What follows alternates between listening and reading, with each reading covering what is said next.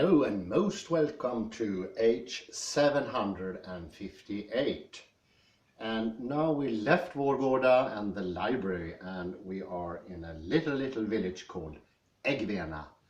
And that means the hill of the cattle. And although the cattle is gone, we can still see the hill. And it's supposed to be a grazing point for cattle once upon a time. But today we have birds and we have a snow that's disappearing slowly because we just in the end of 2021 we got some warm weather. There is circa 5+ now. It would be 38 Fahrenheit, something like that. So today we are nearing the end and the apocalypse. Well, we are ending the year very soon. There's just a measly 12 hours left. I will talk about happiness today, inspired by a very interesting book by King, Heidegger and Happiness. And I think Matthew King is an excellent writer. He has a very good hand with language. And in this little booklet, he's speaking about different concepts related to happiness. And one is the eudaimonia, evdaimonia. It's a Greek word meaning some sort of happiness or satisfaction or the similar.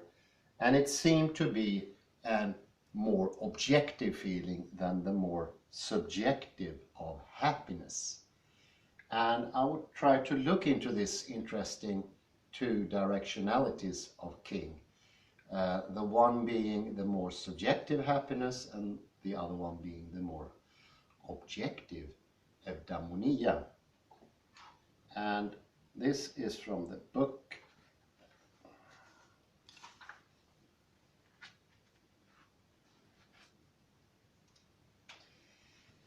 And one concept that's important, that's almost a pinnacle of the book, is the phrase being thrown in, being in the world. And this is one of the trickier terms of Heidegger. It takes a long time even to get with a fair amount of understanding of how to use it. And it takes practice. You can't learn it directly. But it's a little bit by being in the world. We have always been in the world. Whereas the traditional thinking is that somehow we came to the world. At some instant we were not here. And therefore we can look at the world with some sort of blank slate eyes. And as you all know, we mentioned that blank slate idea many times. And that's the idea that we are born into this world like tabula rasa, an empty whiteboard. And it's just for reality to impinge its information, its reality, and that turns into whatever on the whiteboard. Representation, why not intention, meaning. Meaning is a very good thing. So it impinges on our brain or our mind, soul, psyche, and there it leaves an imprint, a trace, I think Derrida would call it. And that trace becomes the subjective, and what is outside, where it's coming from, that becomes the objective. And one could say being thrown into the world doesn't really question that. It's a completely other way of thinking of the circumstances. So you don't have to have this foundational idea that we haven't been in the world at some instance. When I never mentioned, I don't mean before birth. I mean that we haven't been here at some instance. We can actually look at the world from nowhere. So that, well, I think that's actually a good description. I mentioned before the point from nowhere, a phrase coming from Thomas Nagel. means that it's not from here and it's not from now. We can add to that a Heideggerian viewpoint, and it's like we were never born somehow. And that is what he's questioning. He means that we have always been here. We have never left. And I would say, and this is my opinion, that is related to being with others or being in context with something else. That's related. One could say we have always been in the world is more temporal, and you can say being with others is more to do with space, but it's not that easy. But just to give you some hint, you have to correct that by you go. It's a little bit like painting a painting. I was a painter for 12 years, and many people think that what you do is you depict something and you do what's outside. You never do that. You start with something that's completely wrong always. You need to do that. And it's a process of getting closer to what you want and what's outside. And that is the reason many Renaissance paintings were painted before they even looked at something. They put something on the canvas, a ready model. So that's how it starts. And that's a very good general idea for how things are. We never start with a blank slate, and we never start with a blank canvas. Although I usually start with a whiteboard that's blank. That's a different thing. And this is of course related to thea aletheia, and that calls in question the idea of a foundation of some sort, existence, something ontic, something that has always been out there, unconnected to us. So this lack of connectedness, one could say. Well, in that case, I'm not saying too much about Heidegger. It's the lack of connectedness that he calls into question, sort of. And he wants us to gain intimacy, getting closer to everything. Well, have a look, see here. I would take a specific example here, and that's something coming from my dear colleague Kalle, who is speaking a lot of monosemy, and to make things easier, I picked that one and put this into this context and see what happens. And I think that's usually a good way. And what is monosemy, more or less?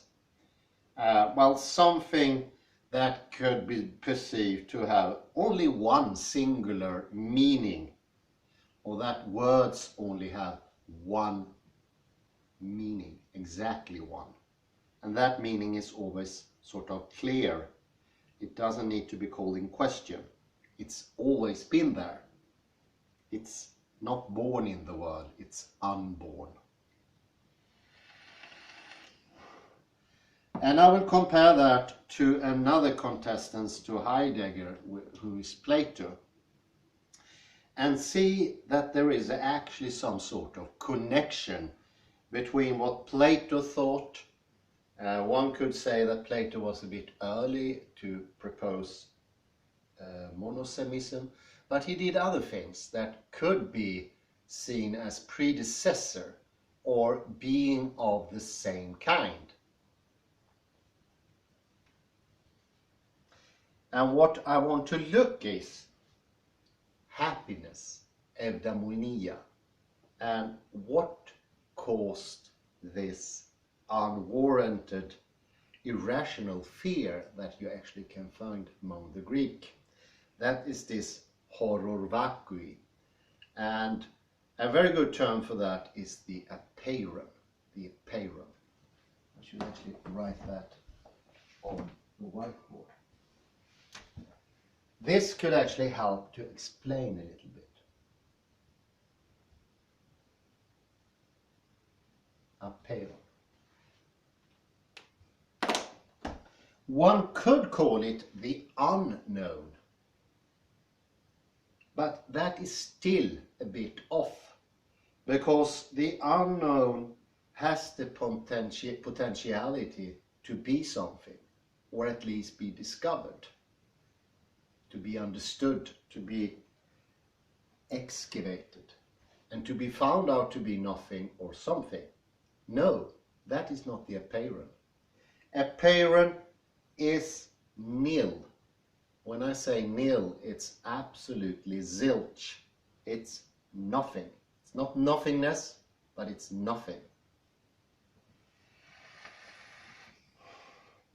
And this is a subjective invention, I would say. It comes from the subject.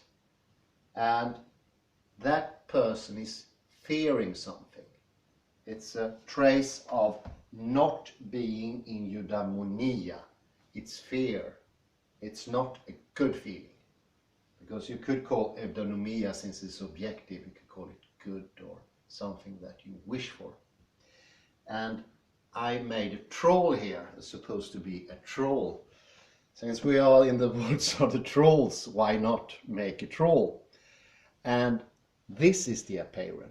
Something in your mind that is completely unclear what it is, but you fear it. And this is the amnesia of the Greek.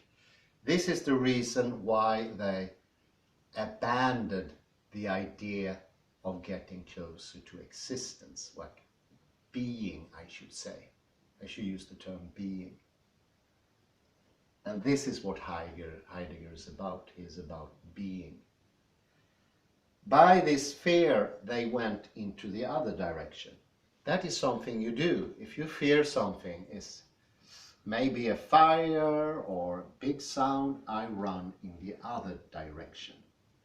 I acquire a flight and fight response, of course, and I run in the other direction. And this could be compared very aptly to this little place here in the woods. It's completely isolated and it's very dark here. And one time, a couple of years ago, I went out into this darkness to get some wood for the fire. And all of a sudden a fear came over me and I didn't see anything. And I realized the fear was made worse by I having no idea what the fear was about. And this is more or less what the apeiron is. You have no idea what it is, and that makes it more fearful. Of course, if I could put a light directly, that would have dissolved my fear. But it would have actually, in this case, be better if I know what I was afraid of. But it didn't take an object. It didn't have something to fear. It was nil. And that makes it more scary. It's the complete unknown. And I create the unknown. It's not objectively unknown, but I create it. And that makes it so strong. That makes the whole strength of the apeiron. Because would it have been objective? A wolf, a bear? It's not that strong. And of course, you can hear this is the neglect of the subjective, the trying of marginalizing our own position and saying, that's not so bad. But at the same time, they create this apeiron.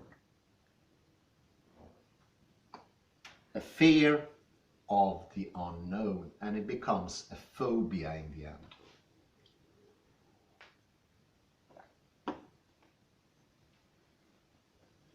And to really put some emphasis that you really understand, it's a nil. I would give you an analogy here, because it's craving an analogy.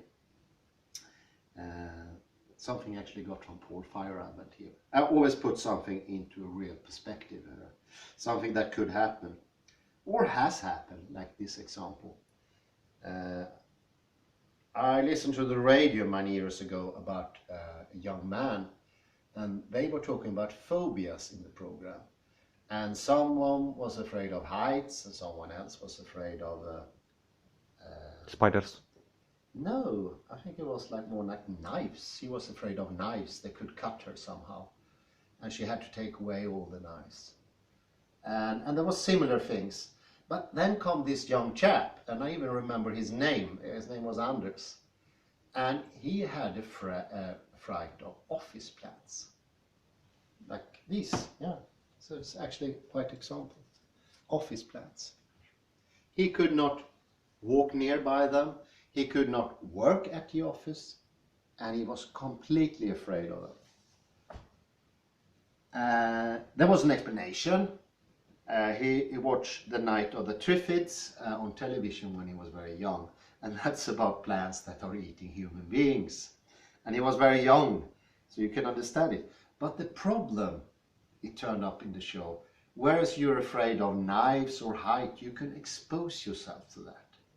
But the thing is, there is nothing at all to be feared about an office plant. Nobody can tell you it's not dangerous. And just this lack of danger makes it so much more horrible. Because it's a subjective feeling. And in this case, you have nothing to do. And this goes with the apeiron. It's the fear itself we fear. We fear fear itself.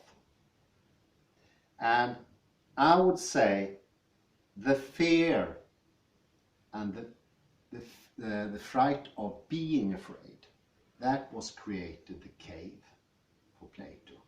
He wanted a safe haven for reality to be sort of compartmentalized within a very crowded area.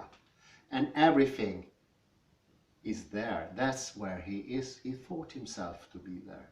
And he could only look at shadows. So he was living in a world of shadows. And there was a fire somewhere giving the shadows life. But he couldn't know about the fire, and he couldn't know about the origin of the shadows. And it's absolutely horrific. But it was fear that forced him in there. And for every time you try to avoid this apeiron, it makes it stronger. And this is how fear works.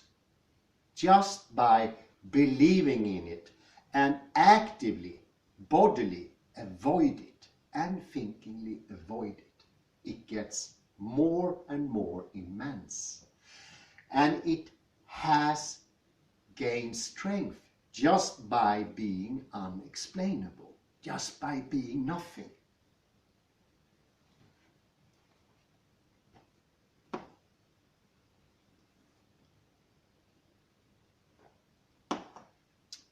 I can give another example. I was bitten once by a dog. And the way to treat that is for me to approach dogs. And in the end, the whole system understands. Because you need to, like, cuddle them. And then the system in the end understands that it's not dangerous. It's not enough to think. You have to do both at the same time. And this is something to remember. Thinking and acting at the same time.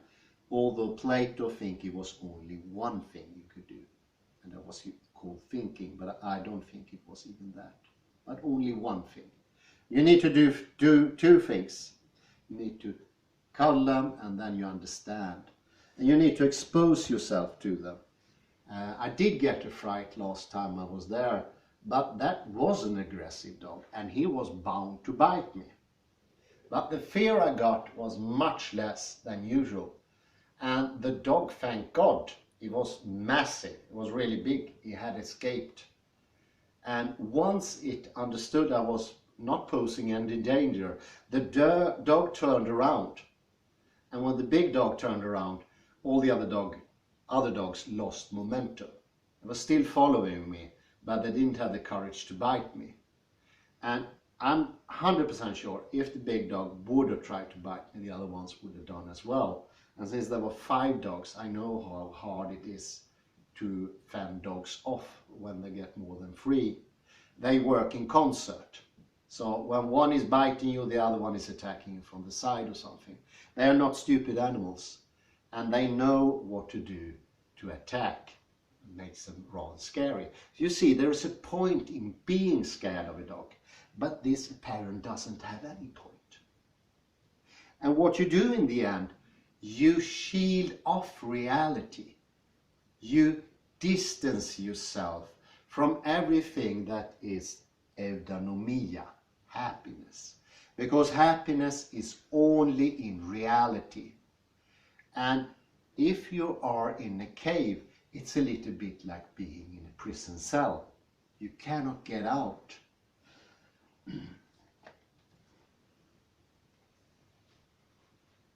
So what you will do there is to start decorating the inside of the prison cell. And that was exactly what Plato did. He started his system on astein, existence. And that was an unquestioned, unspoken, unthought foundation. And I would say that the astein is the shadow of a peiron. It's the safety from the fear. It's an invention that gets its force, its momentum from fear. And this is how this works. It doesn't work by action of reality, knowledge, interest, curiosity. It works in the opposite way. Because to avoid fear, I make the fear much stronger. And in the opposite, I create astein. And this goes so closely together in a chronological area, because astein is at the same time exactly as the apeiron. They both turn up at exactly the same time. They go hand in hand. And we need the apeiron to motivate the astein. They go together. And we know we can't beat the apeiron because we can't know it. It's nil.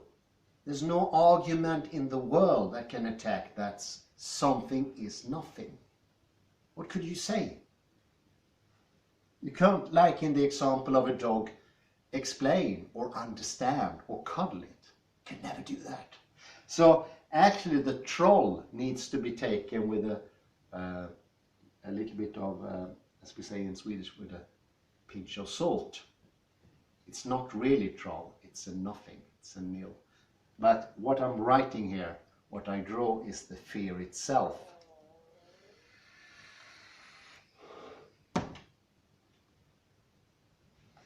In the end, you get an unwanted, undefined fear of everything. And now eudaimonia, the objective happiness, the balance is disappearing. And also your subjective happiness. So you build up, instead of a happiness from your own point of view to understand the world, now you're driven by fear and lack of happiness. Just the opposite direction. That goes very clearly with Plato and Aristotle, often complaining of lacking balance, lacking stamina in the world, lacking something to hold on to. It's so obvious they create something instead of what they want. And it becomes, I mentioned it before, like instant coffee, but this is worse. This is an instant coffee. The stain is an instant coffee without taste. It's just not even water. It won't quench your thirst. It won't give you knowledge. It won't give you eudaimonia. And neither will it give it your individual happiness. What you live for. And that is also the reason of the lack of intention. Intention doesn't play a role in their philosophy. Intention is gone. In a way, it's sheer passivity. Even if you move about, your mind is still. It doesn't search. It doesn't adjust. It doesn't suck up reality. It's shut off. The mind is in a cave.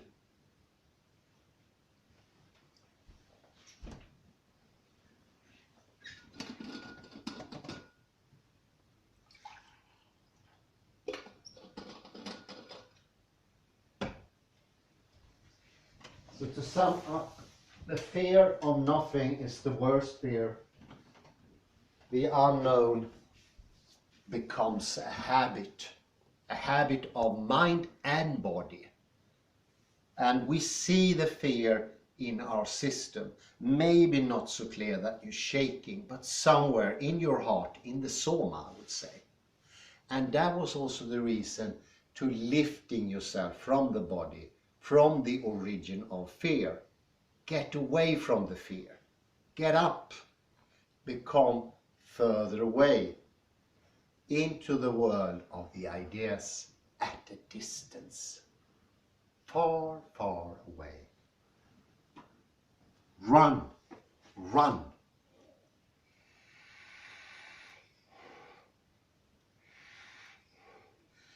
So instead, and this is the odd thing with Western philosophy, so instead of having a thinking at the bottom, at the very bottom of your system, your construct, having a thinking that you think things through, you just have a foundation, an unquestioned foundation.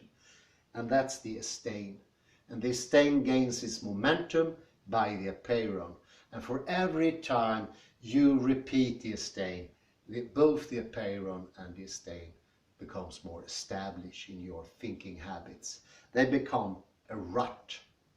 And this rut is a subjective thing more than anything. It's something that you do as a person. You don't do it collectively, but you can actually participate in the same game together with other people. And you would think, thanks to this, almost like a box with a scarabee in it, that halfway give you an illusion you're talking about the same thing. And that same thing is the intention. That's the meaning.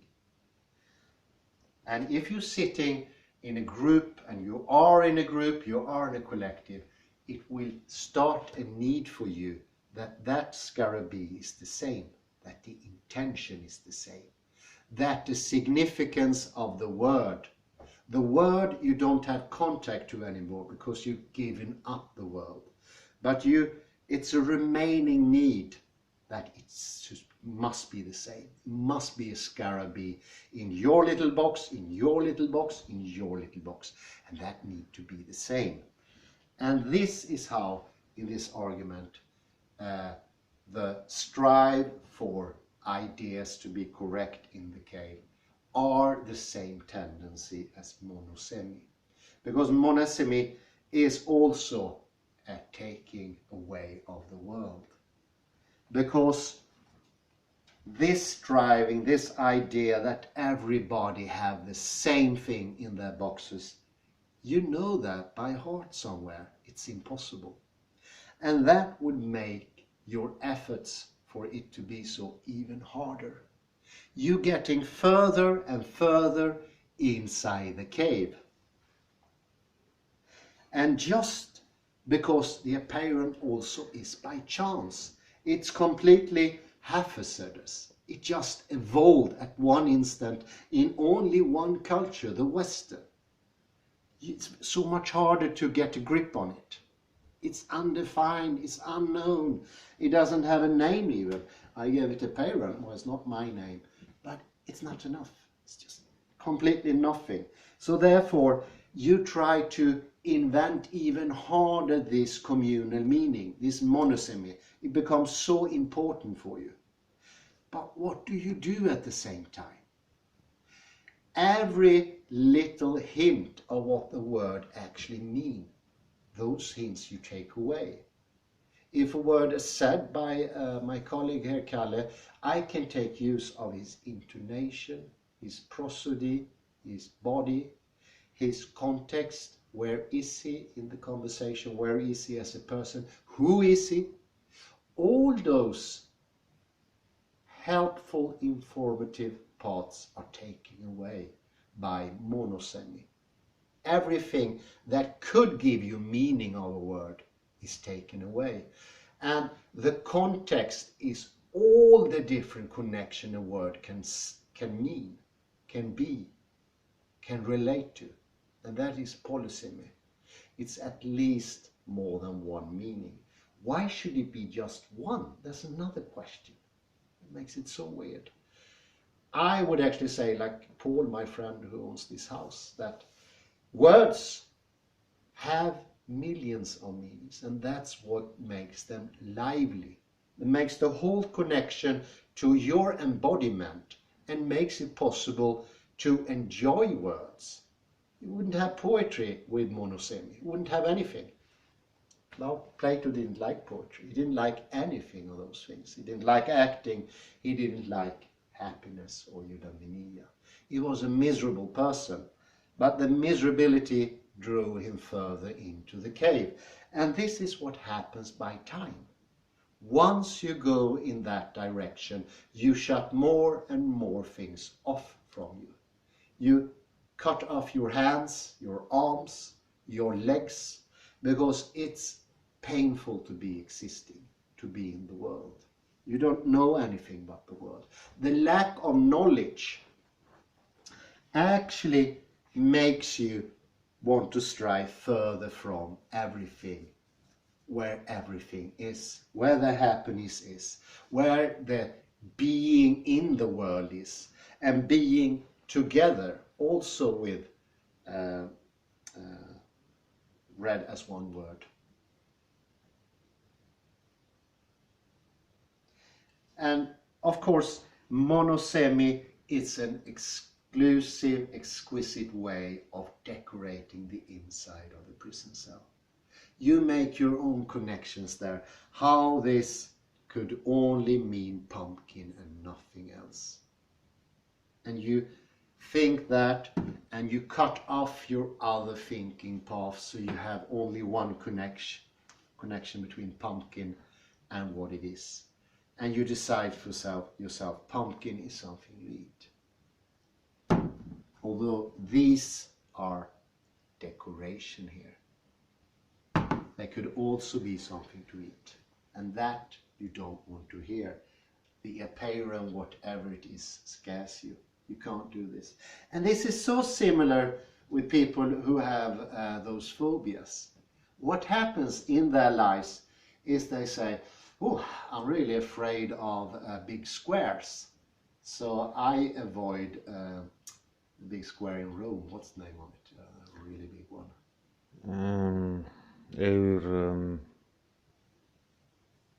Forromanum. Yeah, for instance, yeah. You avoid that. That's really big. But the next step, you have to avoid something smaller because it progresses. And in the end, even a small village square like the one in Vårgårda or something like that will scare you. And this is the same thing that happens in the development in philosophy. What was bad gets worse. They are cutting off more and more things of reality. They're going in that direction. Descartes is a more advanced state of Estein and apeiron, without a doubt. He was a miserable fellow, both in thinking and body. Everybody noted that. He did not give off any energy. He didn't have eudaimonia, and internally he didn't feel happiness. And in the end he got sickly and died of pneumonia. And I would say that happened a bit too early. He was not at an advanced age. Well, I say that because we have the same age.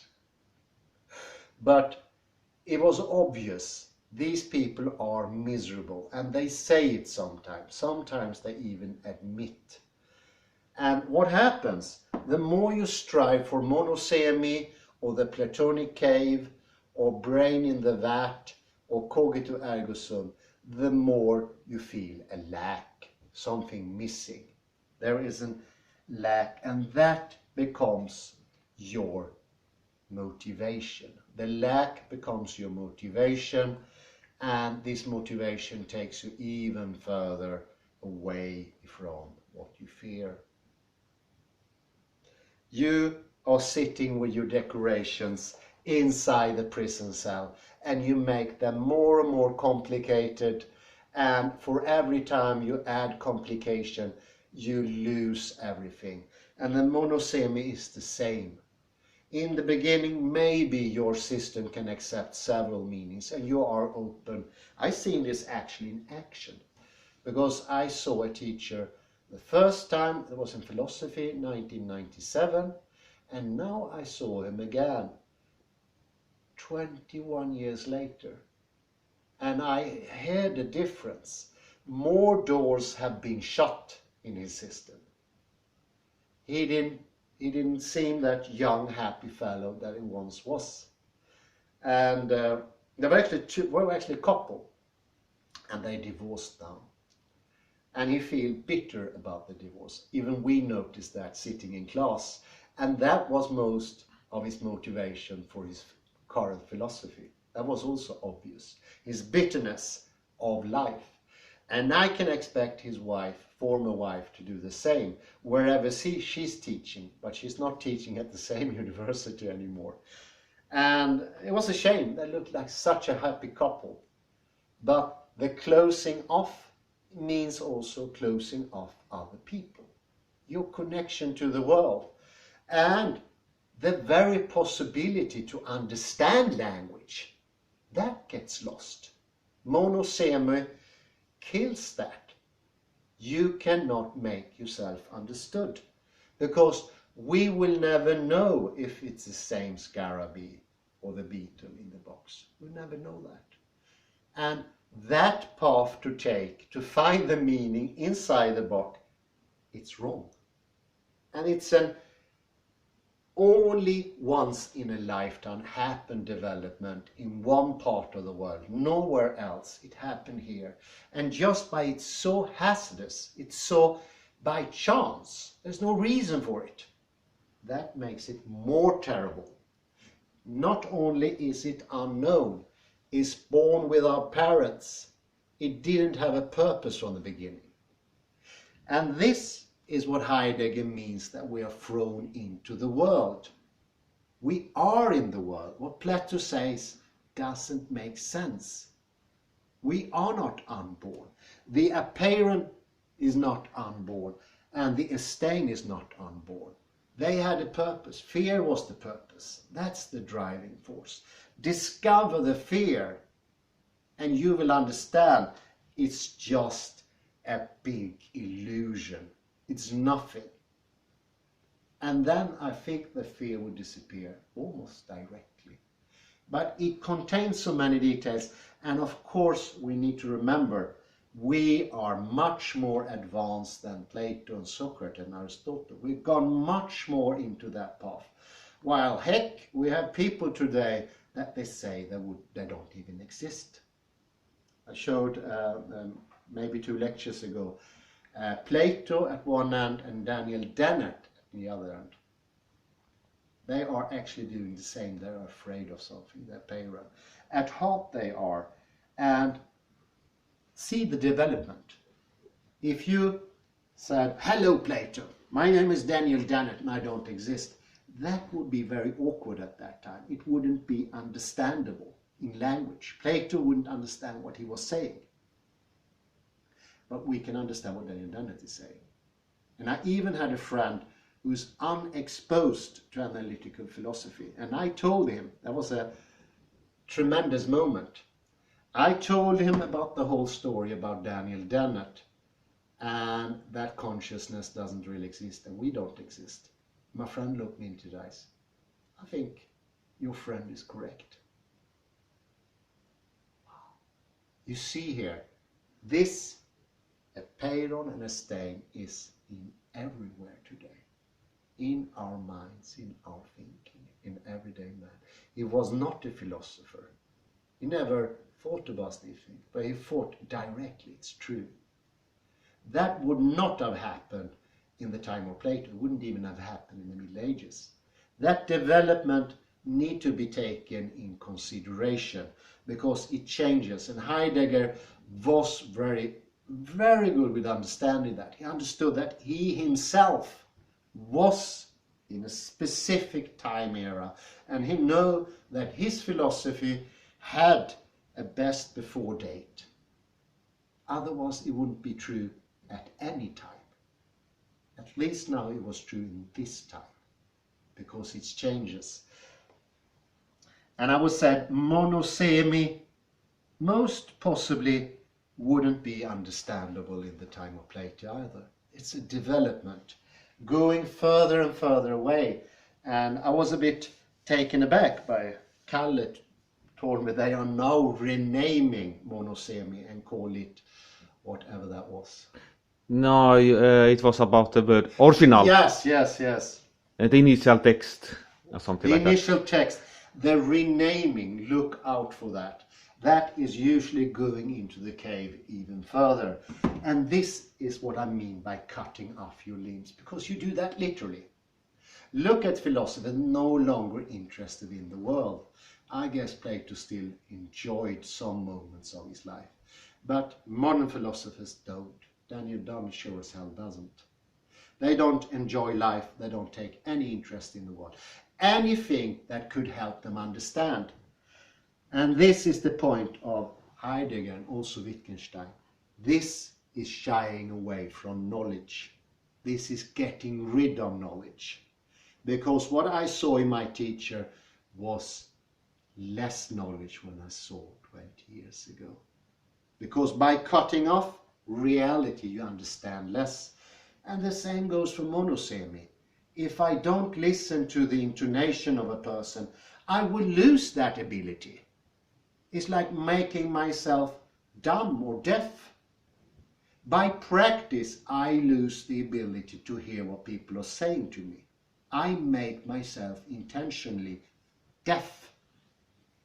And this is a very noticeable trait among these people. Analytical philosophers don't understand even each other. And that makes them terribly lonely and terribly unhappy. And this is the term of unhappiness as it turns up in Heidegger. Happiness is not only about fulfilling one's life quest, it's about living in this world. Because here you gain knowledge. And there's nothing bad with this knowledge. This fear is so uncalled for. It's just here in the West. Actually, the world is fantastic. It has so much to bring to you. And we are the only one who don't understand each other. In other parts of the world, they are getting better in understanding each other.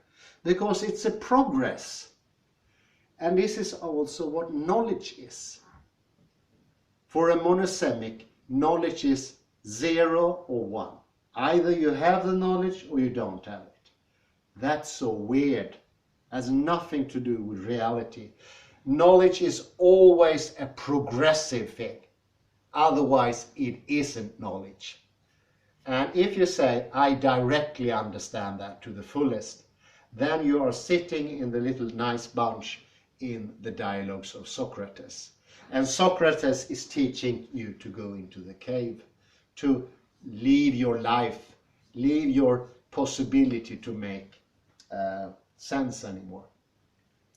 But I think the time period is important too. And the Romans ridiculed the Greek when they captured them. So when the Greeks said something, remember reality. You are a captured people. And that goes to show when you lose reality, you even lose your ability to say something. Not only to make yourself understood. Parasiting on language, which you do in the end. I think that would be far from Plato to do, but that's what we're doing today. And talk about the initial or the primary source, and that's parasiting on language. We can use the old phrases, get rid of this subjective fear of something that would eat you up. It won't eat you up. It doesn't exist. You can't even have a nightmare about it. You can't ever see it, feel it, touch it. It's the same as the stain, because a stain you can never touch. Stain you can never come close to. They have the same traits. Just as Plato and Daniel Dennett have the same traits. Just the same. And I say thank you very much. And I wish you a pleasant afternoon. This was the last lecture of 2021. And I wish you all a very happy new year and see you in 2022. Bye and thank you very, very much. Thank you, thank you, thank you.